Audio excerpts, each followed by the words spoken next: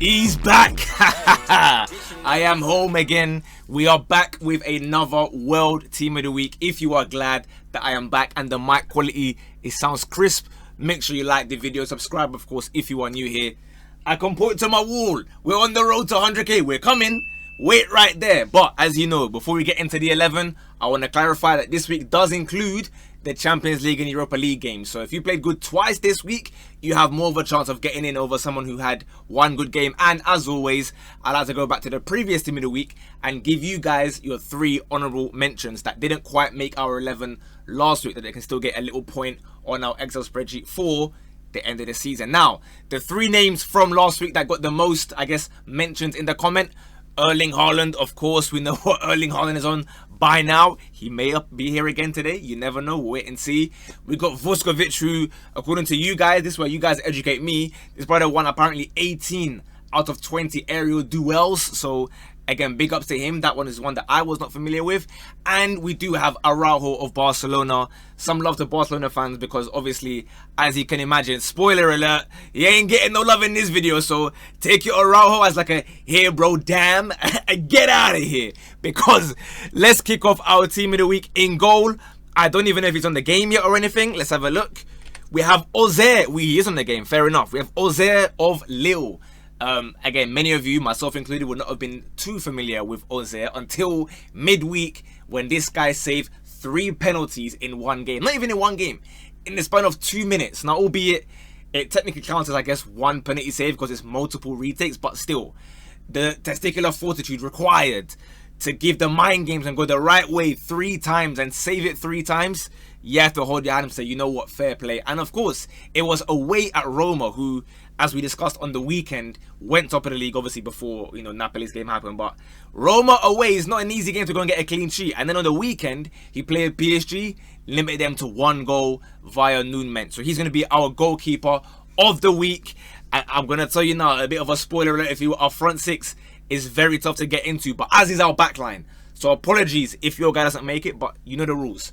Put your honourable mentions and I will happily, you know, make way for them and add them to the spreadsheet at the end. So at right back, I've gone with Reece James. Now, obviously, this week he played right back, but then he also played a bit in DM and a bit in centre back. He basically played everywhere, but he is primarily a right back, and I'm allowed to cheat a little bit to get players that I think deserve to make the team. And Reece James, well, apparently he's injured again.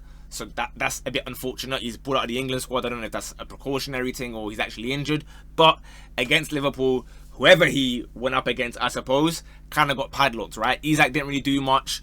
Salah didn't do much on the left. Nor did Gakpo or anyone coming off the other side. Wirtz was alright when he came on. But again, Liverpool didn't really get past Reece James in particular. So I've gone with him at right back. Again, there obviously has been a debate on Twitter and whatnot. Timber very unlucky to miss out this occasion because he could have really easily been in there.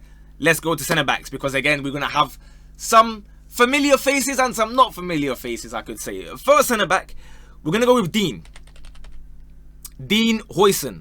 1 week ago, you guys were calling him Saddam Hussein because he had that bad match. But again, it's just like the narrative about Liverpool and City and Arsenal and even Chelsea, even United. Bro, 1 week is crisis mode. Everything is the end of the world. The next week, they're the best team in the world again. It's the same thing for like every social media platform these days. Huijsen is, of course, a good centre-back. He showed it again this week. Obviously fantastic away Kairat. I'm not gonna act like Kairat is, you know, some super team or something. They therefore won, but he was really good in that game to limit them when Kairat were having chances, because they did, right? They did actually try and go forward quite a lot. Obviously Mbappe went and got the hat-trick and whatnot, but Huijsen stopped a lot of their, I guess, counters, if you will, to prevent them from making it a little bit cheeky for Madrid. And of course on the weekend against Villarreal, he was fantastic there as well. The 20-year-old is showing that he's a very important part of Real Madrid's backline for the foreseeable future. We have another 20-year-old at left centre-back. This is someone who you may have seen him if you are an active viewer of the Team of the Week videos, because we don't get to speak about him that much because he plays for Orlando Pirates, which means he may not even be on here. Let's see. And we're going to put his name as Mbokazi. left-footed centre-back or left-footed left centre-back, whatever you want to call it, another 20-year-old sensation. It seems like he might be on his way. Listen, South Africa fans, or Orlando fans rather, I apologise in advance because the way that I'm gassing him, you guys are going to be happy, but at the same time, bear in mind, the more that I gas him, the more likely he is to be going Europe very, very soon. So Mbokazi is one to watch out for. This time, obviously, keeps a clean sheet, but more importantly, minute 87, a left foot rocket from I don't even know what kind of distance that was. I don't know. It reminds me a little bit of Giovanni van Bronckhorst, the Dutch World Cup 2010 goal, I believe it was, for those of us who remember. Banger, 1-0 win to go through to the next round of the cup as well. Fair play to him. He looks like a proper beast of a defender, to be honest with you. And at left back, another beast who we're very familiar with. He might be here nearly every week at this point. He done it against Barcelona in midweek. Despite having a tough first 10 or so minutes against Yamal, handled Yamal differently the rest of the game. Yamal didn't really do anything at all beyond that.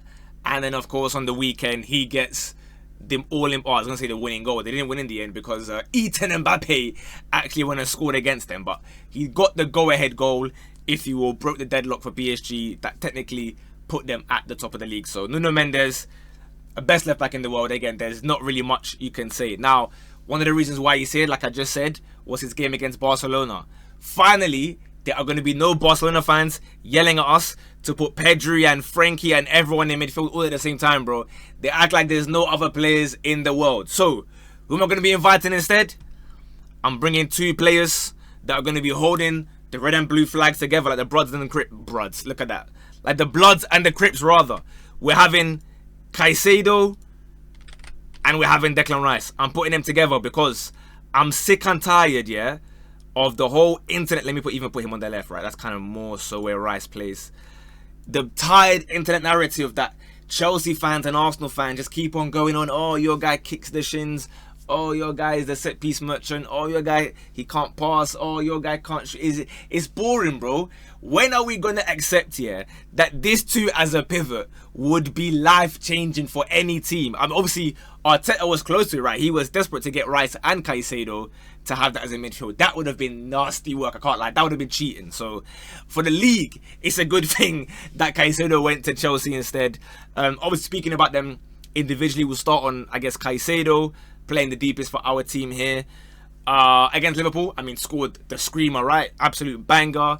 And again, kind of manhandled their midfield who, look, Gravenberch, I've been giving him his flowers, but last couple games, he's been off the boil. As for the likes of, McAllister and Szoboszlai and this kind of stuff, it doesn't surprise me. McAllister's a decent player, to be honest with you, so maybe I'm being harsh on him. But Szoboszlai, it doesn't surprise me that somebody like Caicedo, will be far superior to him in this game because Szoboszlai's only ability is to run and try very hard. So, and obviously he's got like a random, great long free kick every once a year maybe. But in general, what you see week in, week out is someone that tries very hard and runs. Well, Caicedo can do that times 10, and then he can also play with the ball as well. So, big ups to Caicedo, done fantastic as Chelsea beat Liverpool. Fair play. And then, likewise, Declan Rice. I think he gets a lot of slander for, obviously from the same thing I said, right? Arsenal fans hate on Caicedo for whatever reason. Chelsea fans hate on Rice because they're like insecure that he didn't go there when he was meant to be the youngster in academy or whatever. It's boring, you man. They try to make this myth that like Rice cannot pass the ball forward. You watch that West Ham game, right? Obviously against his former team. And if you tell me that the guy cannot pass forward, I'm sorry to tell you, you watch football via Hater Central Twitter. That's it. Or you go on TikTok and you look at what memes is popping with the skull emoji, then they put like boom cha cha boom boom cha, and they put all those tunes. Because what we're seeing here is two midfielders that are far better than most people give them credit for. Obviously, Caicedo didn't even make the Ballon d'Or shortlist for whatever reason. I don't know.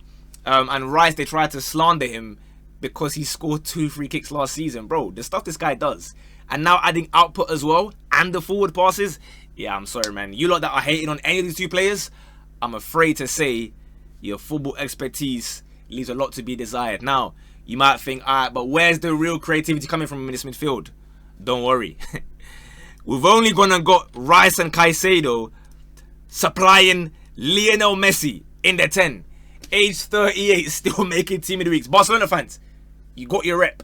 You've got a Barca legend playing in our team of the week. He got 3 assists against a New England Revolution in a 4-1 win. It is the 8th time in his career that he has got 3 assists in one game. He's still doing it. We're going to see him at the World Cup. People were worried that the last World Cup will be obviously his final one, but it seems as though now he's definitely going to be there. He's kind of an ambassador in the USA now at this point. So big ups to him. And our front three, it's tough.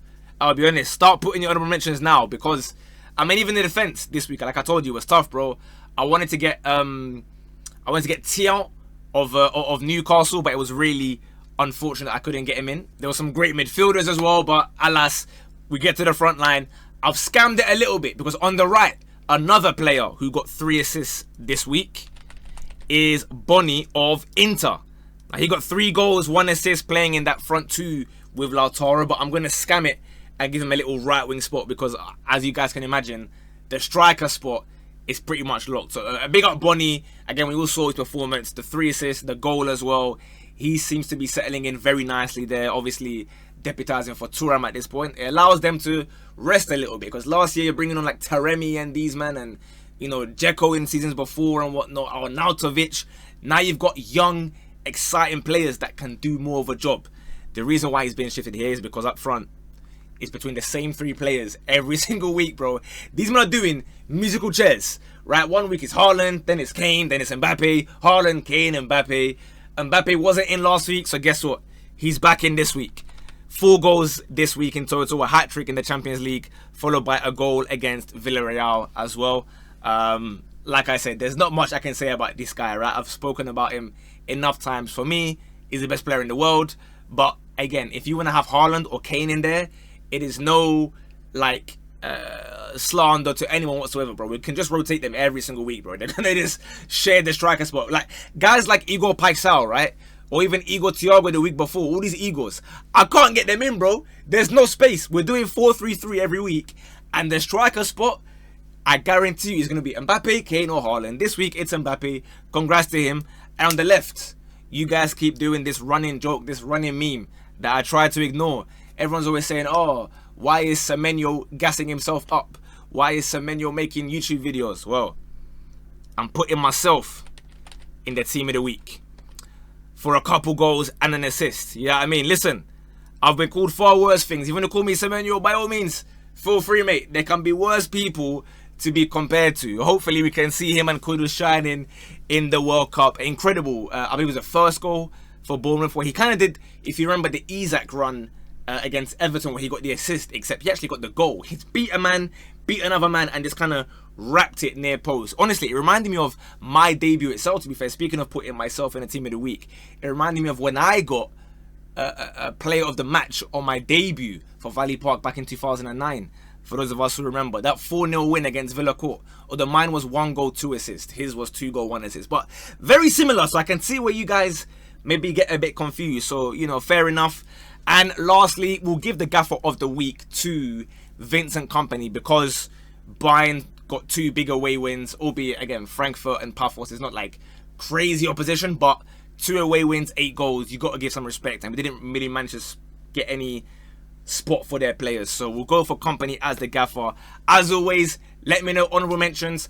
I'll be live on Twitch tonight doing a highlight stream for the Champions League midweek that I missed whilst I was in Moldova, and also the Premier League games this weekend. There'll be a bumper stream tonight from like, I don't know, 8 p.m. or so till like 10ish, something like that. So yeah, come true, enjoy, subscribe. Let me know 3 players that you think should make this 11 in a bit. Bosh.